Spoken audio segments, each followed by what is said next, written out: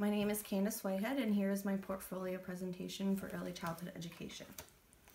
This is my title page.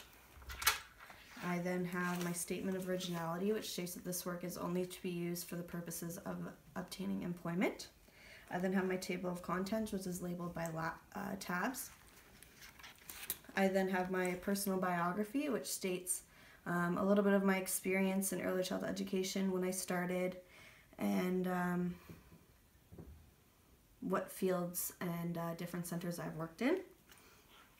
My teaching philosophy, which states, "Tell me and I forget, teach me and I remember, involve me and I learn," by Benjamin Franklin. I believe that children need the structure of Montessori. They need the play-based interaction, social interaction from play-based learning, and the nature experiences that Reggio Emilia has. Interacting with children is very important. The children need to know what you are interested in, what they are doing. They want to know that someone cares. As ACs, we do not know what each child's home life is like, so we need to ensure that their experience at school is full of compassion, kindness, and structure. I then have my first reflective narrative, which is a picture of myself with my cooperating teacher and principal from my last placement. This is me giving them an award for Early Childhood Education Appreciation Day. After this, I gave them the award. A few girls came up to me and they asked me about early childhood education and how I got into the field. I explained to them in a positive way that ECEs are very important in making a difference into children's lives. We're responsible for a lot of children's development. Children look up to teachers as role models, and we need to give them guidance and understanding. I explained how when I first got into this profession that I was unaware of the importance of this field. As I began my experience into this field, I realized how important it is to be an early childhood educator. My second reflective narrative is an experience that I once had done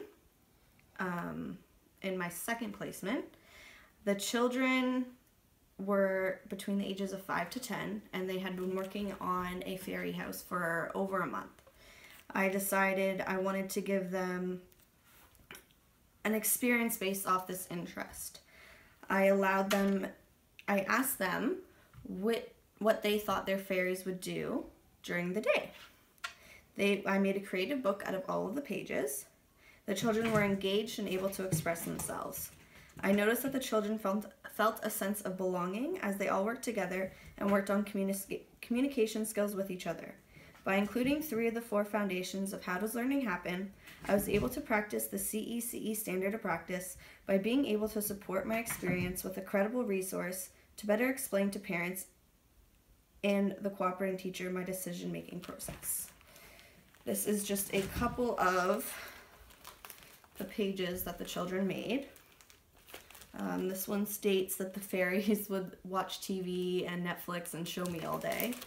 This next one states that the fairies would sit, watch TV, and eat pickles and bacon. Next, I have my reference page. I have a little page of my volunteer experience for the Tim Hortons Camp Day. I volunteered there 2 years in a row. I was able to use organization skills and social skills to help get customers to participate in the activities. Here's some letters of recommendation. One from my high school teacher who supported me through 3 years of my high school career. I then have one from Mrs. Whitworth, who was a ECE for 25 years and a teacher for 20 of those years. And I also have a shout out email from Joanne Tuck, our program coordinator at Humber College for Early Childhood Education. I then have my CCEYA certificate that I completed. And I have a thank you book from Mrs. Whitworth's JKSK classroom stating how much they were going to miss me and what they love most about me being in their classroom. I then have my cover letter and my resume. I then decided that I was going to put a couple of experiences that I created for the children. My first one was learning about Thanksgiving. I read them a story about Thanksgiving and asked them what they were thankful for. This sparked a very great discussion on how lucky we are to live in Canada. The children stated that they were thankful for family, friends, and pie. I then went off of that idea and decided that I could expand our lesson on Thanksgiving by helping the children learn practical life skills. We made pumpkin pie. This experience was done in groups of 5. Each child had a turn reading the recipe, measuring ingredients, and mixing. After the pies were created, they were able to eat them, which they enjoyed as well. I then did another experience with a JKSK class at the Maples private school. These children had never done a relay race before. I decided that a simple race would help enhance their gross motor skills and teamwork skills.